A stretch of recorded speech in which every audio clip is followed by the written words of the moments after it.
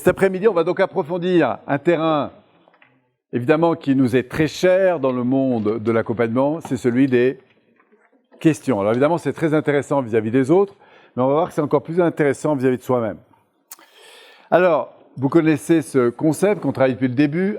À situation donnée, nous avons donc une réaction, stimuli-réponse, et entre les deux, nous avons une interprétation, ce qu'on appelle des évaluations. Interprétation, perception, enfin tout ça, ça fait partie de ce qui se passe entre les deux. Donc, vous avez remarqué qu'en fonction du niveau émotionnel dans lequel nous nous trouvons, on ne tire pas les mêmes évaluations. Grâce à la boussole du langage, on va voir aussi qu'entre interprétation, enfin entre situations qu'on va capter, donc des faits plus ou moins précis, et les interprétations qu'on va donner, il y a évidemment un vecteur émotionnel très important qui est à la fois l'assise sur lequel on s'appuie, qui sont toutes nos références, puisque quand vous évaluez une situation, vous allez dire qu'une personne est bien ou pas bien, une chambre d'hôtel est bien ou pas bien, en fonction de quoi? En fonction des références qui sont en arrière-plan, mais que vous n'avez pas forcément en tête. Et donc, ces références, néanmoins, elles impactent sur votre évaluation. Si je vous dis, par exemple, une bonne température, tout le monde dira entre 20 et 25. Pourquoi? Parce qu'automatiquement, vous pensez à la température de l'air, de Pralot notamment. Hein? Mais on ne sait pas si on parlait d'une tasse de café ou quoi que ce soit, ou la température au Groenland. Donc, on peut avoir évidemment des interprétations extrêmement variées. Donc, on va voir qu'en fonction des situations, nous avons donc des réactions émotionnelles et bien sûr comportementales qui découlent énormément du facteur d'évaluation dans lequel nous sommes.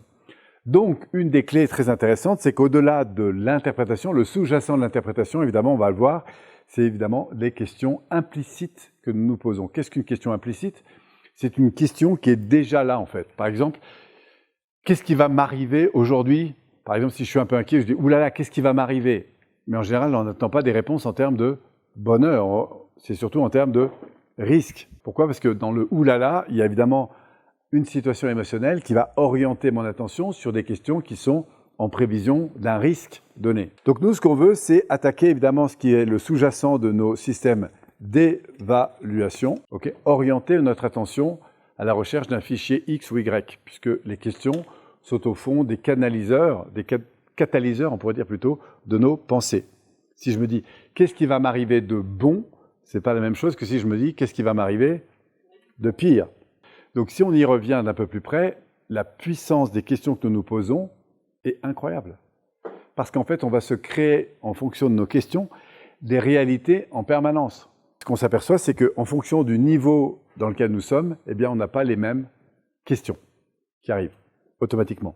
Et vous remarquerez d'ailleurs qu'en fonction du niveau d'énergie, non seulement les questions ne sont pas les mêmes, mais du coup, les questions ne vous entraînent pas vers l'ouverture des mêmes fichiers. Donc nous, ce qu'on veut, c'est ici, eh bien, orienter la puissance de nos questions pour aller vers des questions plus, des interprétations, des ouvertures, des recherches, des orientations d'attention positives. Voilà. Sauf que quand vous êtes en basse énergie, vous allez trouver curieux d'arriver devant votre véhicule et de vous dire, par exemple, tiens, qu'est-ce qu'il y a de génial dans cette situation? Vous êtes d'accord que c'est un peu en décalage par rapport au truc. Et pourtant, donc, qu'est-ce qu'il y a de génial dans cette situation? Quel type de réponse on pourrait trouver? Des réponses en tout cas plus géniales. Simplement parce que vous avez orienté la coloration de la question vers quelque chose de plus positif, de plus fun. Donc entre situation et réaction, il va y avoir évidemment des interprétations extrêmement variées. Et nous, ce qu'on veut ici, c'est canaliser la question pour mettre le focus sur des choses plus positives, plus riches, plus constructives. Alors, on s'est aperçu quand même que pour qu'une question soit puissante, il ne faut pas seulement qu'elle soit orientée sur quelque chose de positif, il faut en plus qu'elle soit chargée d'une certaine intensité.